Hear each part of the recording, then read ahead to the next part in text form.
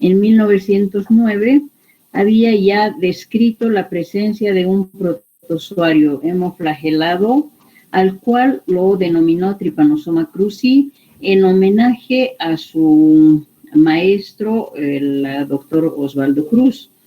El doctor Osvaldo Cruz era entomólogo y ha sido el que ha estudiado a los parásitos que estaban presentes en el vector. Un minutito.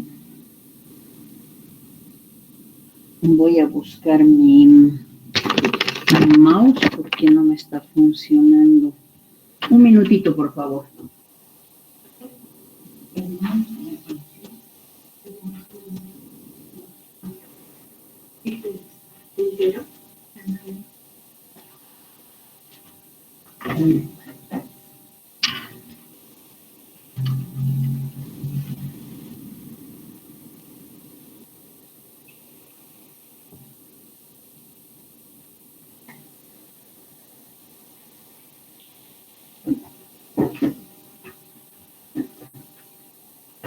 Ya, ahora sí, por favor, mil disculpas. Entonces, Carlos Chagas había pensado que la picadura del insecto provocaba la infección en los monos locales, pero cuando quiso realizar el estudio no encontró monos sanos, por lo que envió las vinchucas a su profesor Osvaldo Cruz, quien realizó la infección experimental, y un mes después encontraron en la sangre de los macacos gran número de tripanosomas. Posteriormente probaron esta infección experimental en cobayos, perros, conejos, hámsters y otros macacos, y algunos de estos animales han llegado a fallecer por una fase aguda de infección. En 1910 a 1930, el médico bacteriólogo argentino Salvador Massa ha completado los estudios de Carlos Chagas sobre el agente etiológico y el vector, y además se ha enfocado en el tratamiento de la enfermedad. El doctor Rafael Torrico, médico cochabambino, ha sido pionero en el estudio de la enfermedad de Chagas en Bolivia. La enfermedad de Chagas está asociada con la infección de mamíferos y de triatominos producida por un protozoario flagelado que es el Trypanosoma cruzi, el mismo que es transmitido a los humanos a través del insecto vector, el cual deposita sobre la piel las formas infectantes que están presentes en las heces del insecto al momento de la picadura. La enfermedad de Chagas está expandida en nuestro país, y el parásito pertenece al subreino Protozoo, al filum Sarcomastigofora, al filum Mastigofora, la clase Zoomastigoforea, orden Kinetoplástida, género Trypanosoma, y la especie es el Trypanosoma cruzi, que en realidad son células eucariotes, y al ser una sola célula, entonces estos cumplen todas las funciones. Pero tienen diferentes estadios morfológicos, ya que están estrechamente relacionados con las diferentes etapas del ciclo de vida del parásito. Las formas tripomastigotes y epimastigotes presentan un solo flagelo, y su citoesqueleto está compuesto por microtúbulos subpeliculares a lo largo del soma. La membrana plasmática es rica en ergosterol y glicofosfatidil-inositol. Se alimenta por pinocitosis a través del bolsillo flagelar. Los La familia Trypanosomatidae se caracteriza por la presencia de un solo flagelo y una mitocondria. La mitocondria es una zona compleja y es compacta dentro de la propia mitocondria, que contiene el DNA circular extranuclear y que se encuentra ordenado en un espacio compacto denominado kinetoplasto.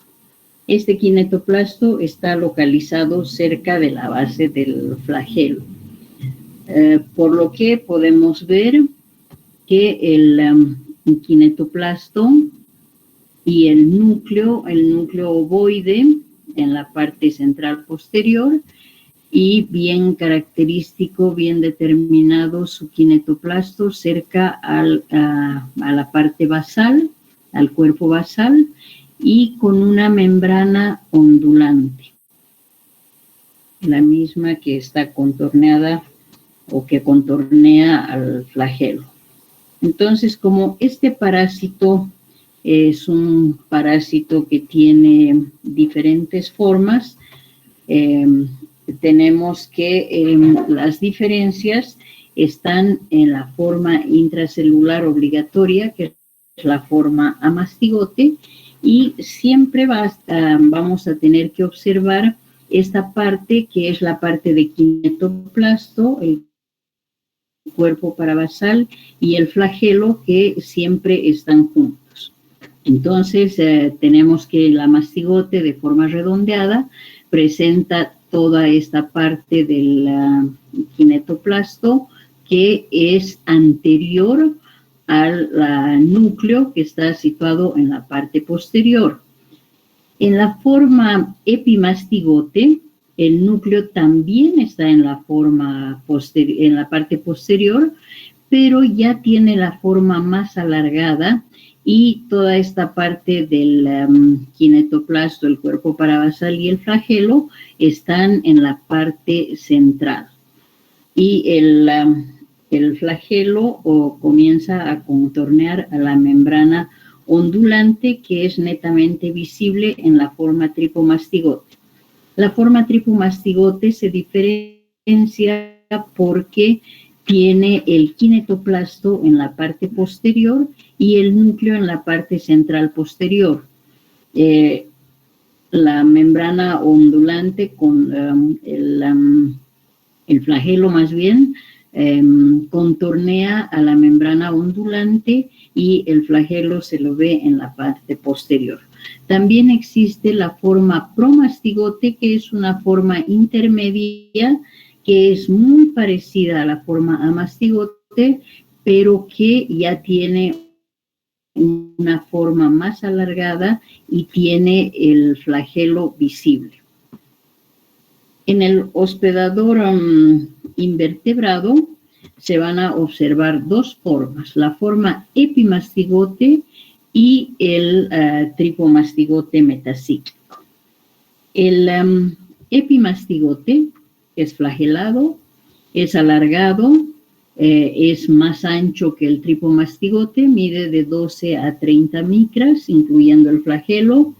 Son muy móviles y el kinetoplasto está localizado en la parte anterior al núcleo. La membrana ondulante es pequeña, y el epimastigote se constituye en la forma reproductiva en el tracto digestivo de los invertebrados, y también se lo observa en medio de cultivo. Entonces, los epimastigotes en el medio de cultivo se van a replicar exponencialmente y van a constituirse en la forma que se puede reproducir en el laboratorio como una fuente de antígeno para el diagnóstico. Entonces, lo que tenemos que observar cuando vemos un medio de cultivo es que el fondo es limpio, ya que está solamente en medio líquido, y que para su crecimiento requieren juntarse al igual que para morir, y en esta forma de cultivo nosotros vamos a encontrar las rosetas. La otra forma que se encuentran en los invertebrados son los tripomastigotes metacíclicos. Los tripomastigotes metacíclicos son flagelados, alargados, con un núcleo central muy voluminoso y con un blefaroplasto posterior de donde surge el flagelo, que contornea la membrana ondulante y es lo que le confiere su movimiento. Estas formas metacíclicas se van a encontrar en la ampolla rectal y van a ser excretadas en las heces del vector o constituyéndose en la forma infectante. Están presentes en la transmisión vectorial y en la transmisión oral a través de alimentos contaminados con parásitos. En el hospedero vertebrado podemos ver las formas tripomastigotes y las formas amastigotes. Las formas tripomastigotes van a mostrarnos primero su presencia en la sangre, ya que son formas que son circulantes y estas formas son las responsables de infectar otras células. Vamos a observar en un frotis sanguíneo un kinetoplasto voluminoso que está posterior al núcleo ovar.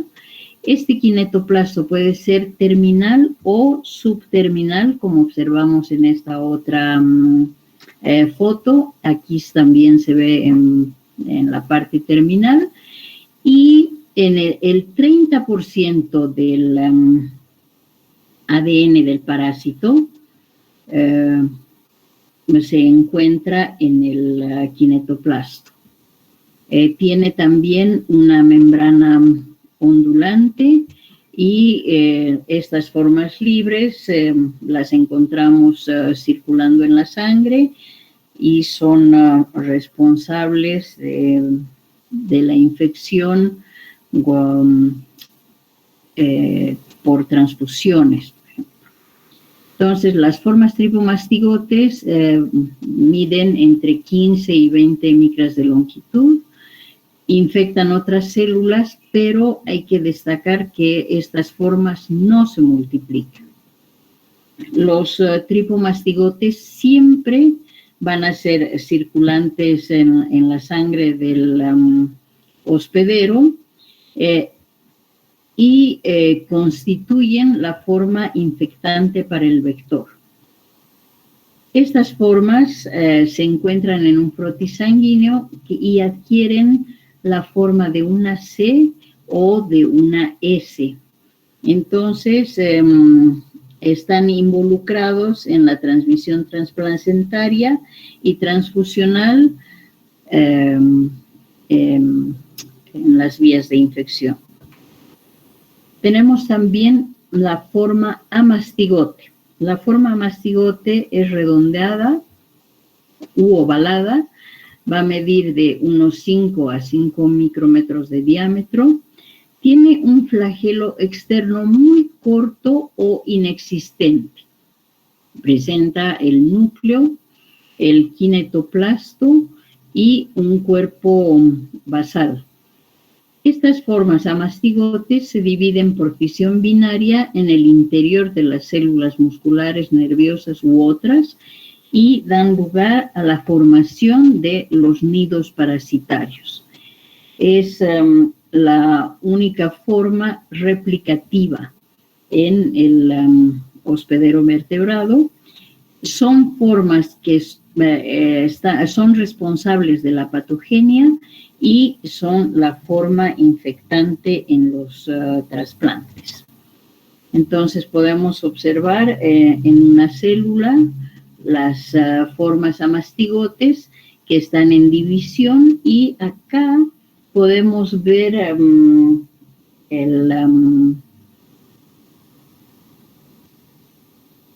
no sé si me va el... No estoy viendo que me va el mouse, pero podemos observar en las flechas el la forma amastigote, donde en la parte superior se puede observar el kinetoplasto y más grande se ve el núcleo. Y en la otra, en el corte histológico, se observan también los nidos de amastigotes. Entonces, en esta diapositiva tenemos un resumen de las diferentes formas y podemos ver también que el tripomastigote, que es la forma sanguínea, es infectante en la transmisión vertical transfusional. El tripomastigote metacíclico es infectante en la transmisión vectorial y también por alimentos. La forma epimastigote se divide en el vector y en el laboratorio se puede replicar en medios de cultivo. Y también vemos el nido parasitario con los amastigotes, que es la forma multiplicativa y responsable de la patogenia, así como que es la forma infectante en trasplantes. La enfermedad de Chagas es una zoonosis vectorial endémica en Bolivia y Latinoamérica, y Triatoma infestans pertenece a la subfamilia Triatominae y a la familia Reduvidae. Los triatominos tienen un ciclo hemimetábolo, es decir, que se desarrollan desde el huevo, pasan por 5 estadios ninfales y se convierten en adultos. La diferencia entre en los triatominos es que todos, machos y hembras, son hematófagos. La especie de triatominos que predomina en el país es Triatoma infestans, aunque existen otras especies como Triatoma dimidiata y Rhodnius prolixus. Entonces, la infección se transmite principalmente por triatominos de la familia Reduvidae, del orden Hemiptera, su familia Triatominae, y estarían involucrados en 3 ciclos que se superponen. El ciclo doméstico, en el cual el vector infecta de manera exclusiva la vivienda humana en áreas rurales y suburbanas.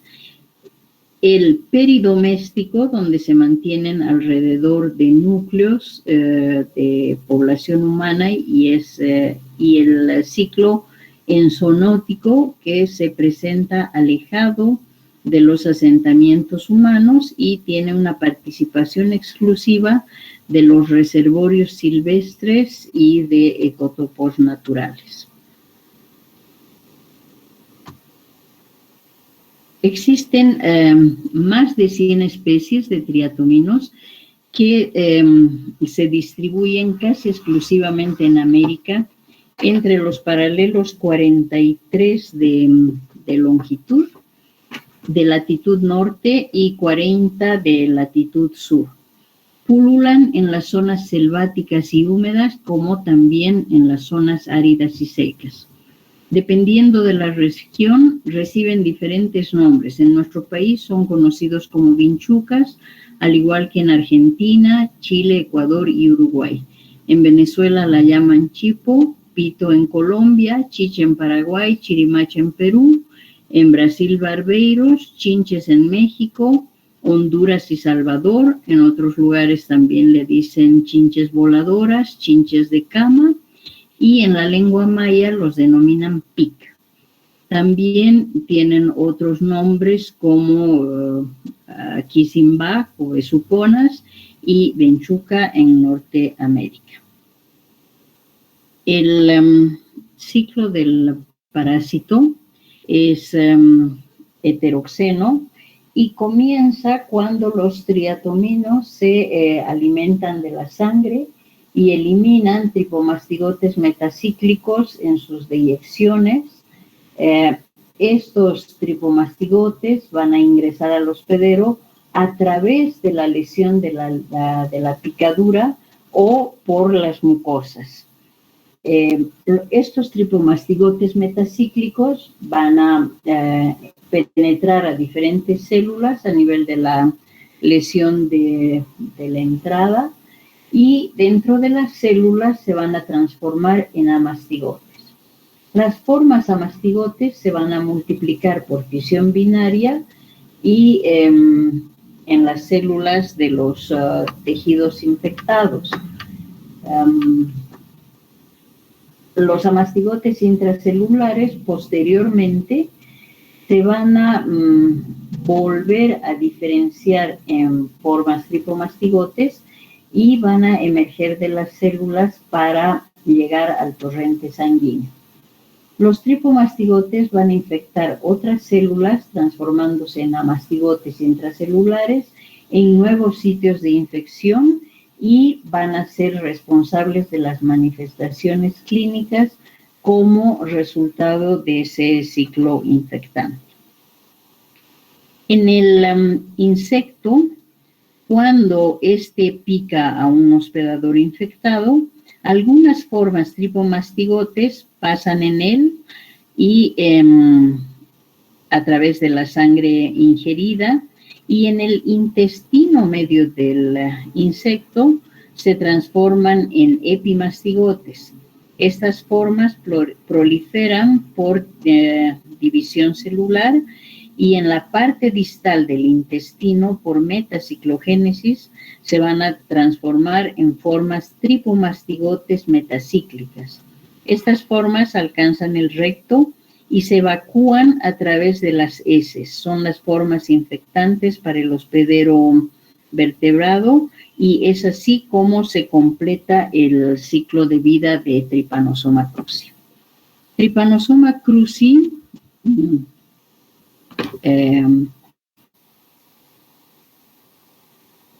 va a tener diferentes vías de infección. Entonces, en las vías de infección tenemos la infección vectorial, de la cual ya hemos hablado ampliamente, y tenemos la infección oral, que se da por contaminación de alimentos con las deyecciones de los triatominos. También otra vía de infección es la transfusional, y cuando la sangre del donante presenta formas tripomastigotes, el receptor resulta infectado.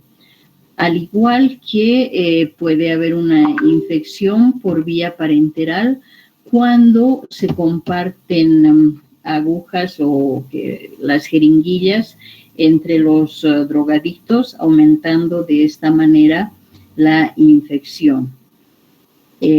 También hay otra probabilidad cuando hay migraciones de las zonas rurales a las zonas urbanas, y un 60% de la población ya vive en las ciudades.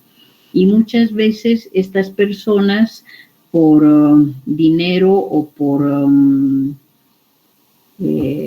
necesidad, pueden ir a donar sangre, y de esta manera existe la infección transfusional. También se dan accidentes de laboratorio en personas que trabajan con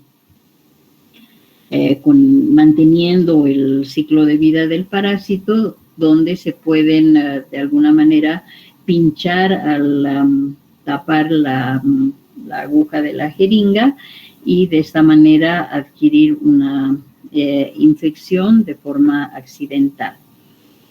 También cuando el trasplante de órganos implica que el donante tenga formas amastigotes en el órgano que va a ser trasplantado a su receptor. Y la otra forma, que es una de las formas que también tiene especial interés, es la forma congénita.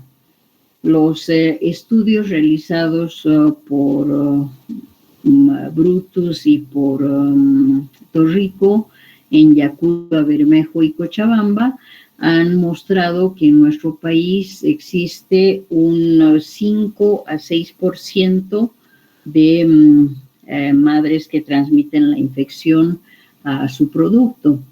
De manera general, en la literatura se dice que la transmisión congénita por T. cruzi ocurre entre 2 y 12% de las embarazadas. Los factores asociados con la transmisión no están claramente entendidos y la enfermedad también está asociada a casos severos y a mortalidad, pero no es algo que se pueda prevenir.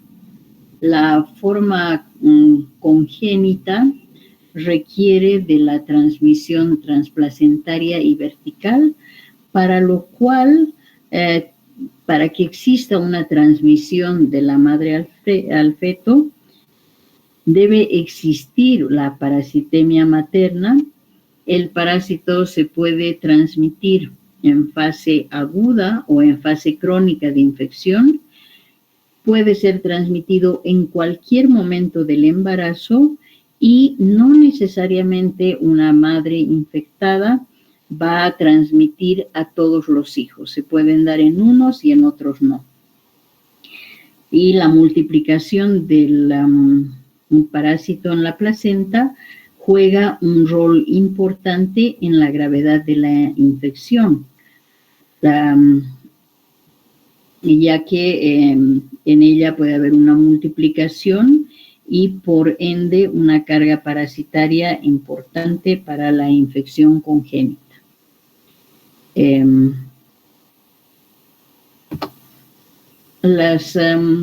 control de la transmisión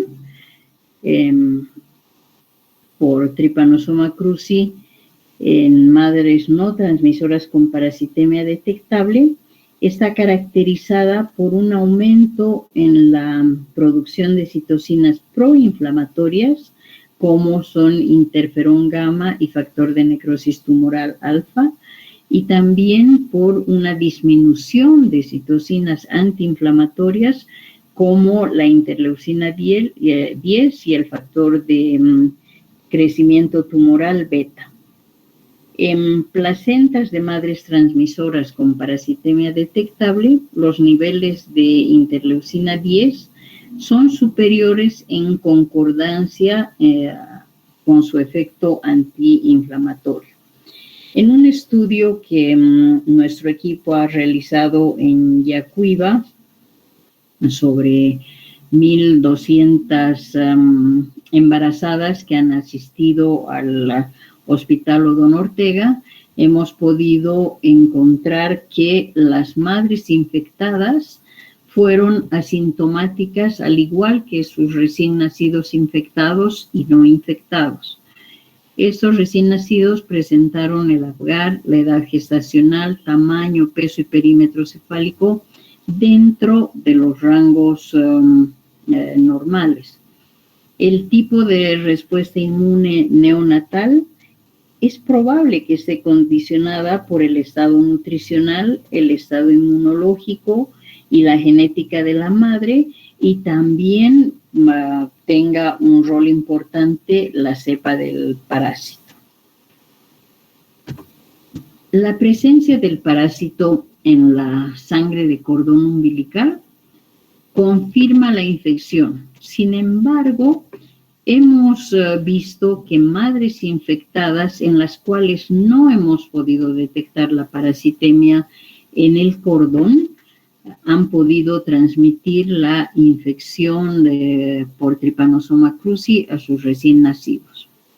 Entonces, también hemos hecho un estudio en las placentas donde hemos podido ver que el parásito sí, cuando atraviesa la placenta, tiene una presencia y primero, como en toda infección, se va a adherir a la célula a la cual van a infectar. Podemos ver a un tripanosoma en la parte de las flechas, y una vez que se adhiere, ingresa a la célula y comienza su multiplicación. Y la multiplicación dentro de las intervellosidades de la placenta, podemos también ver el nido parasitario, que también se encuentra en la parte de las flechas, donde observamos las formas amastigotes. Y en esta otra podemos ver la multiplicación del parásito y la salida en la parte izquierda, abajo. No sé por qué no me marcha el mouse. A ver.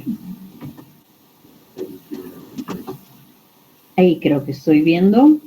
Entonces, esta parte es la parte donde en esta célula se habrían multiplicado bajo la forma amastigote, y una vez que estos amastigotes han vuelto a diferenciarse en tripomastigotes, por el movimiento de los flagelos hacen que esta célula reviente y libere a las formas tripomastigotes. Obviamente vean la cantidad de formas tripomastigotes que hay en esa célula, y estas formas tripomastigotes tienen la capacidad de infectar a otras células.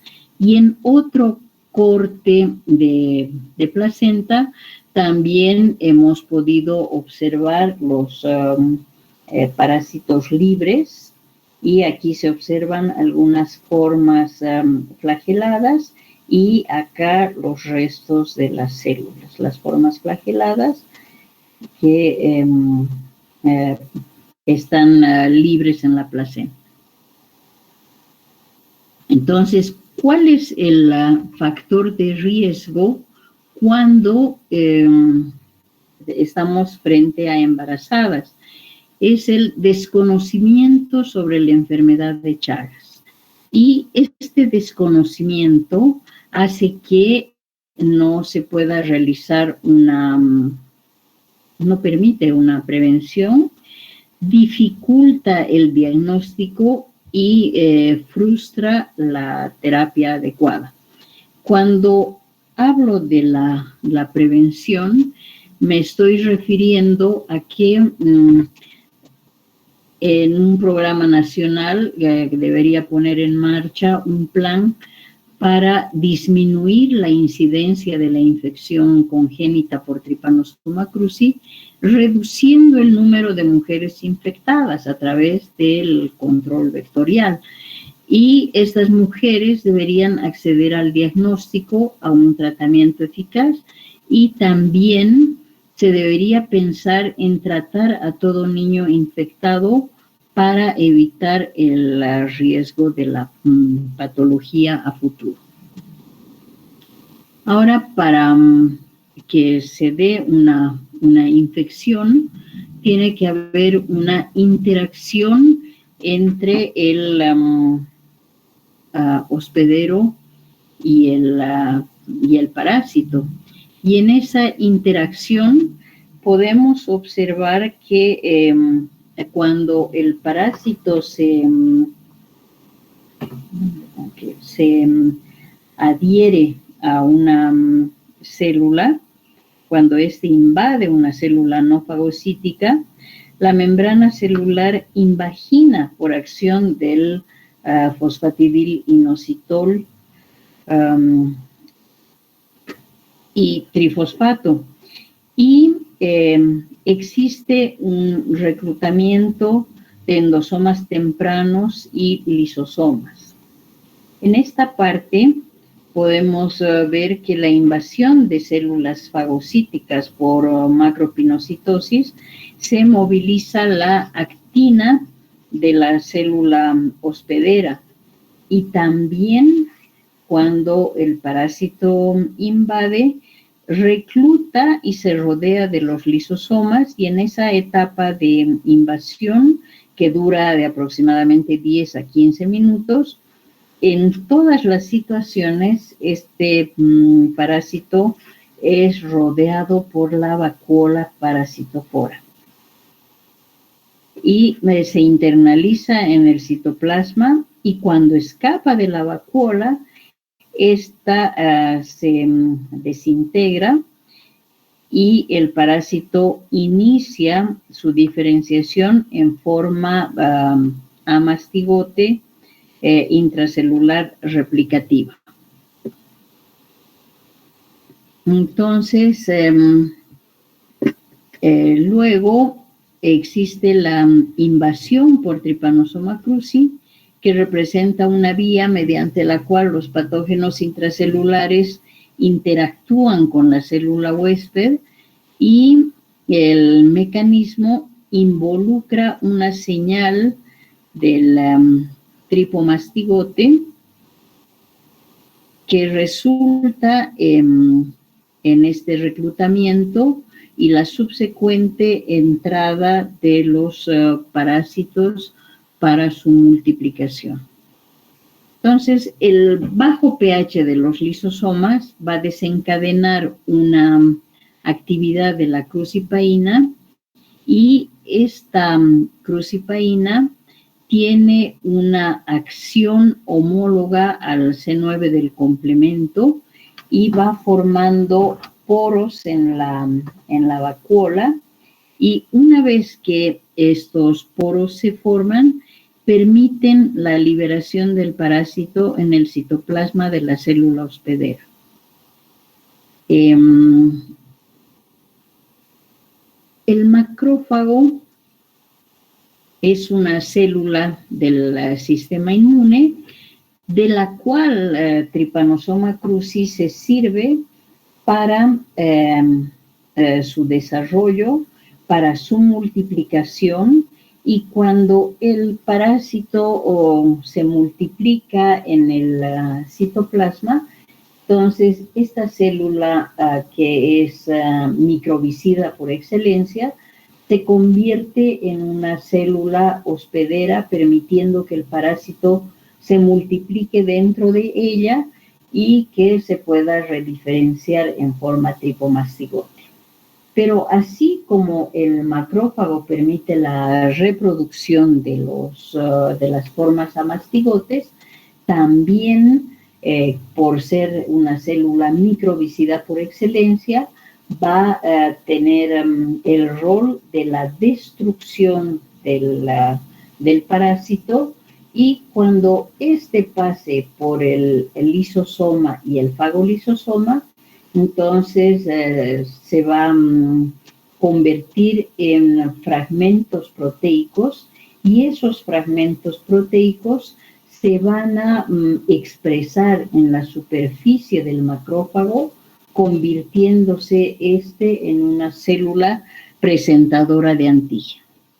Entonces, el macrófago tiene tres roles. Tiene roles duales al ser microbicida por excelencia y destruir cualquier agente patógeno, célula hospedera en el caso de Trypanosoma cruzi, y además la célula presentadora de antígeno, que va a ser la que desencadene la respuesta inmune. Entonces, cuando el macrófago se convierte en célula hospedera, los parásitos se van a multiplicar en los macrófagos locales, y al cabo de 4 o 5 días, luego de los ciclos de división, este gran número de amastigotes se va a diferenciar en tripomastigotes, va a destruir a la célula, va a liberar los parásitos, y los componentes de la vacuola parasitofora en la matriz intercelular y el contenido del parásito también van a dar lugar a activar elementos de la respuesta inmune y la respuesta adquirida. Entonces, cuando ya hay presencia de tripomastigotes, comienza a jugar un rol el macrófago, las células NK o natural killer, las células dendríticas, que van a comenzar a secretar interleucina 12, factor de necrosis tumoral alfa, así como interferón gamma, y todas estas moléculas junto con las moléculas efectoras del macrófago como que se activa para la destrucción, entonces van a estar involucrados para la destrucción y el control de los parásitos, constituyéndose en moléculas que de alguna manera van a controlar la replicación del parásito y se van a constituir en elementos claves para el control de la multiplicación del parásito y su dispersión en el organismo. En la fase aguda de la infección va a seguir el desarrollo de la inmunidad efectiva adquirida, o también conocida como inmunidad específica, donde el agente patógeno, Trypanosoma cruzi, gracias al puente que se va a establecer entre las células dendríticas y la interleucina 12, va a dar lugar a la diferenciación y la expansión clonal de linfocitos T helper de clase 1, CD4, así como los linfocitos T citotóxicos de clase CD8, al igual que de las células plasmáticas o linfocitos B, que son los productores de inmunoglobulinas o anticuerpos específicos contra el Trypanosoma cruzi. Las células CD4 y CD8 van a producir interferón gamma, el cual activa el mecanismo efector en macrófagos para destruir las formas amastigotes o los tripomastigotes que están fagocitados, y las células CD8 van a ir a destruir las células parasitadas o los pseudoquistes, ya que son células citotóxicas. Y es de una manera sucinta la respuesta inmune y innata y adquirida que se da tanto en la fase aguda como en la fase crónica de la infección por Trypanosoma cruzi. Y conjuntamente con la eliminación del patógeno, existe un cierto grado de daño colateral del tejido, donde hay una respuesta inflamatoria que está asociada a la respuesta inmune. Y existiría un tipo de células, las células reguladoras, que son las CD25, las que tienen capacidad de controlar el efecto de la respuesta inmune frente a los patógenos. Entonces, la presencia del parásito es necesaria y suficiente para dirigir una respuesta de tipo TH1, una respuesta que conduce a la inmunidad en los órganos afectados con presencia de células CD4, CD8, anti-T cruzi y citoquinas que secretan estas células que también son de tipo TH1, que van a estar presentes en los infiltrados inflamatorios. Los parásitos conducen a una respuesta autoinmune patógena con la aparición de anticuerpos, de autoanticuerpos por reacciones cruzadas que se dan por la proteína P ribosomal de Trypanosoma cruzi con los receptores cardíacos 1 adrenérgicos. También existe la proteína B13 de Trypanosoma cruzi, que tiene una reacción cruzada con la cadena pesada de la miosina cardíaca y son responsables de la patología. Las formas tripomastigotes desaparecen de la circulación con el tiempo.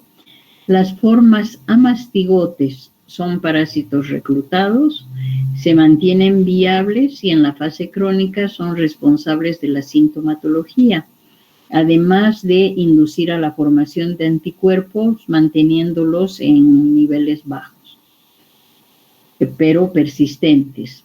Los parásitos modulan la respuesta inmune, son responsables de la alteración del sistema inmune. Parte de la patología se debe a esa alteración y la eliminación del parásito es necesaria para la evolución favorable de la patología. Y también debemos de mencionar que Trypanosoma cruzi es un parásito oportunista en pacientes con VIH y síndrome de inmunodeficiencia adquirida. Inicialmente la enfermedad de Chagas estaba confinada a las zonas rurales de la región de las Américas y por la migración de la población en los últimos años, la mayoría de las personas infectadas han pasado a vivir en entornos urbanos y la enfermedad se ha ido detectando cada vez más en otros países y también en otros continentes. Entonces, tenemos que en la epidemiología, en América Latina hay una prevalencia de 16 a 18 millones, de 100 millones en riesgo de infección, 9 millones estarían afectados y 23,000 defunciones serían dadas anualmente por la enfermedad de Chagas. Chagas en Bolivia se encuentra entre los 300 y 3,000 metros sobre el nivel del mar. Tiene una área endémica en más de la mitad de nuestro territorio, Cochabamba, Chuquisaca, Tarija, Santa Cruz y parcialmente los departamentos de La Paz y Potosí. Se dice que el 60% de la población padece esta enfermedad. Entonces, para realizar el diagnóstico de la enfermedad, tenemos los métodos de diagnóstico directos que van a involucrar el examen de sangre fresca, el mismo que vamos a, en un frotis o en una gota gruesa, vamos a observar la presencia de formas tripomastigotes y también cuando realizamos sobre todo un estudio de Chagas congénito, entonces recurrimos al método de Struth o el microhematocrito. El método de Struth prácticamente se lo realiza en un tubo de ensayo, el microhematocrito, como su nombre dice, en tubos capilares, después de la centrifugación en la interfase entre los glóbulos y el plasma, podemos observar un anillo y en ese anillo están presentes las plaquetas y los parásitos en el caso de que hubiesen. Otro de los métodos que ya no se usa, pero para métodos de investigación es bueno, es el senodiagnóstico, el mismo que consiste en aplicar a la persona sospechosa unas cubetas donde tenemos a vinchucas vírgenes que se van a alimentar de la sangre del paciente y después de unos 30 días, entonces se va a agarrar a cada una de las vinchucas, se le va a apretar en la parte posterior para que podamos obtener las deyecciones y observar si existen parásitos en esas deyecciones. Y si en las heces se observan parásitos, es que el paciente sí tiene la infección.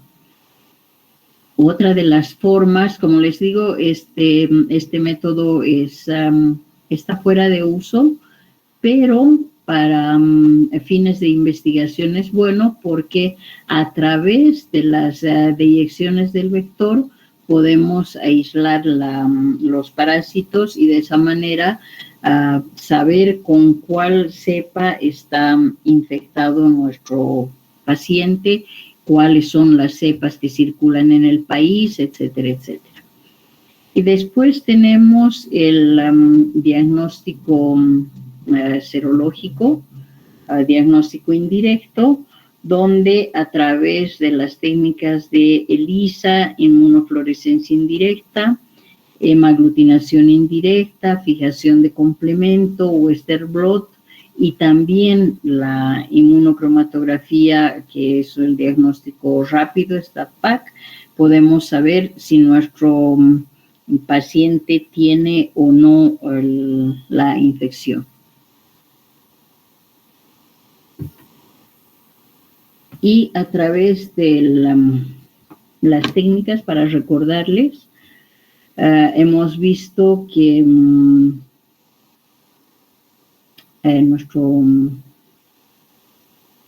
el laboratorio hacemos el cultivo de formas epimastigotes, que son nuestra fuente de antígeno.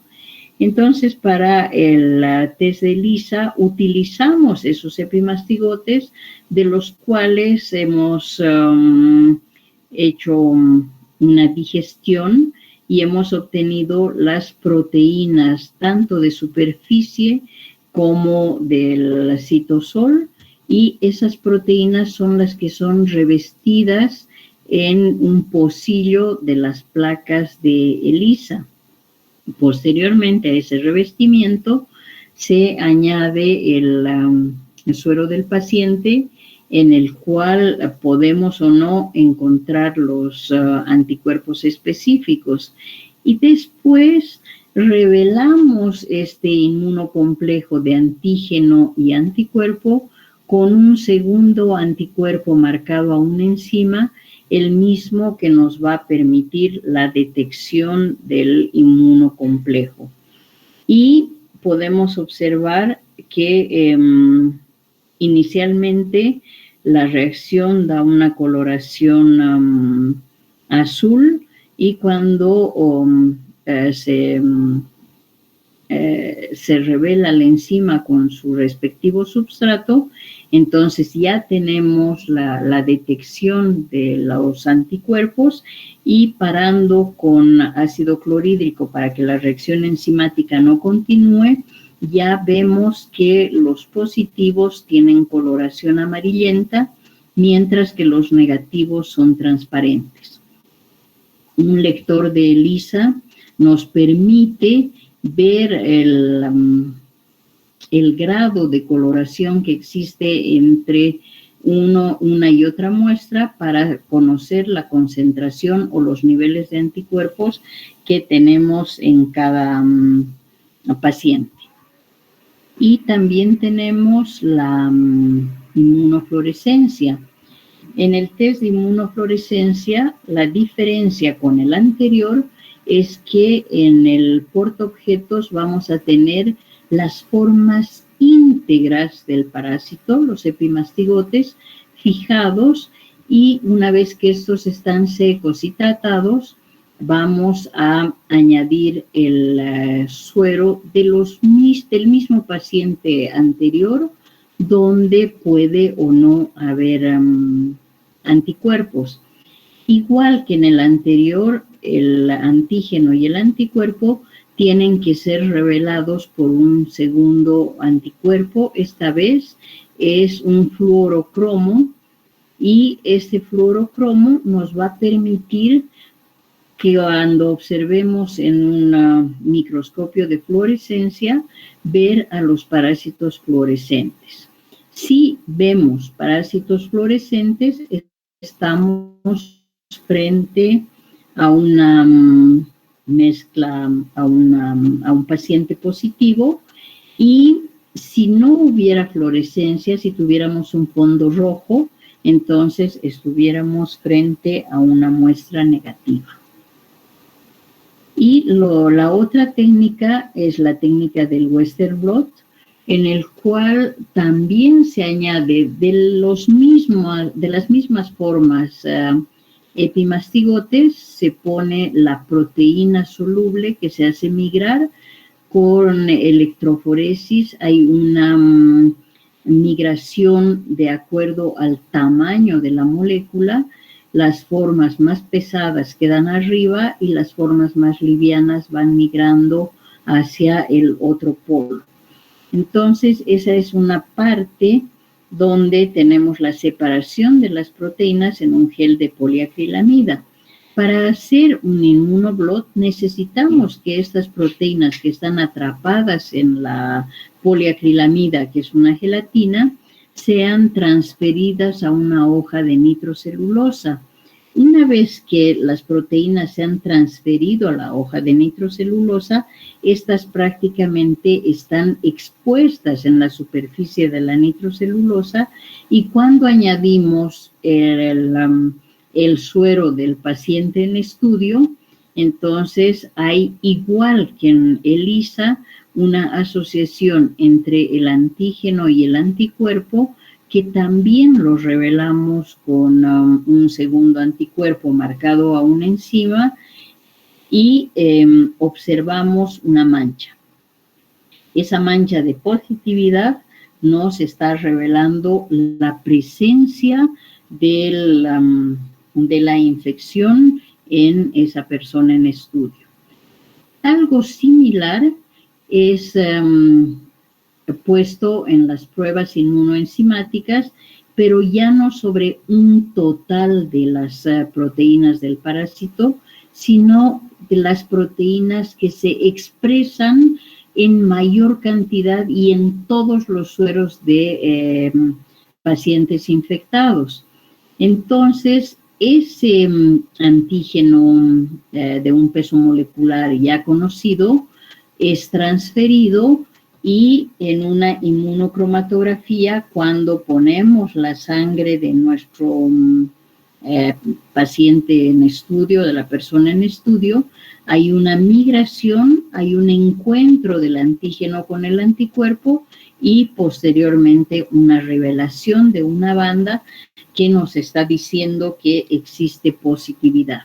Generalmente, cuando se hace un test rápido, tenemos que tener dos bandas. Una banda que va a estar presente en cualquier situación, porque es un compuesto que todos tenemos. Esa es una banda, y la otra banda es la específica del parásito, que nos dice si hay o no positividad. Y finalmente tenemos que hablar del control vectorial, donde tenemos que pensar en una fumigación, y también tenemos que pensar en que nuestros vectores van a tener una cierta resistencia a los plaguicidas. Los más utilizados son lindano y gamexano. Y también tenemos que comentar que el vector tiene una multiplicación prodigiosa, ya que cuando existe gran cantidad de vectores, tiene que haber también una cantidad similar de personas de las cuales se van a alimentar. Y cuando existe una pequeña población de vertebrados, entonces las vinchucas también regulan la oviposición. Otra cosa que interfiere en la eliminación del vector consiste en los hábitos y las creencias ancestrales, ya que en muchos lugares, cuando tienen una afección muy fuerte, toman un triturado de vinchucas. Entonces, imagínense vinchucas que tienen parásitos en su intestino, que han sido trituradas. Entonces, prácticamente la infección a través de las mucosas se realiza inmediatamente. Entonces, en otros casos también nos han relatado que las personas, cuando tienen fiebre, se hacen picar por la vinchuca. Y dicen, es la rojita la que cura mejor. Y en realidad, cuando hablamos de una vinchuca rojita, estamos hablando de una vinchuca que ha eliminado su exuvia para pasar a otro estadio ninfal o pasar a ser adulto, y que como es hematófago en las fases ninfales, puede ya estar infectada por Trypanosoma cruzi.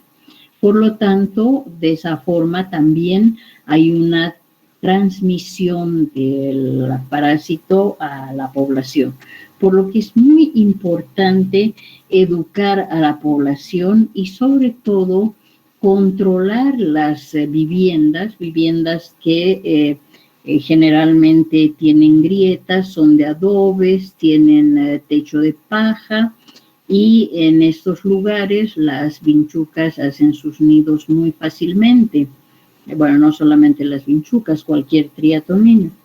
Y también hay que pensar que contiguo a esta vivienda se encuentran criaderos de conejos, gallinas, que también, exceptuando las gallinas, son reservorios de la infección. Entonces, es por esto que hay un ciclo doméstico y un ciclo silvestre, y que básicamente el control de la infección y la transmisión está basado en la vigilancia y eliminación del vector. Entonces, lo importante es mejorar la calidad de la vivienda y también realizar un rociado de insecticida periódico en las zonas infestadas por el vector.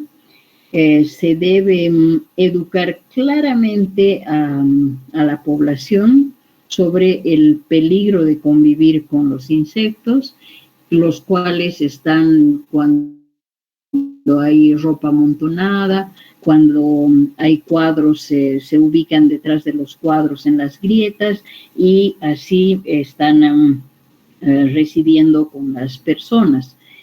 Es de esta manera que, educando a la población, se debería manifestar que no debe haber presencia de insecto en las casas. Les agradezco por su atención.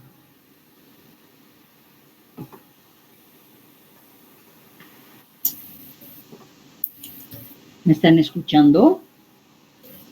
Sí, doctora, gracias por su presentación, doctora. No sé si tienen preguntas, alumnos.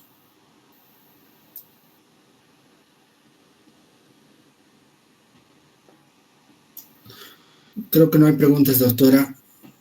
Gracias, doctora, por su presentación. Gracias por el apoyo, doctora Lee.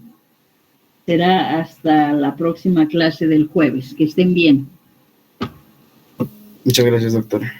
Muchas gracias, doctora. Muchas gracias, doctora. Que les vaya bien. Gracias, doctora. Gracias, doctora.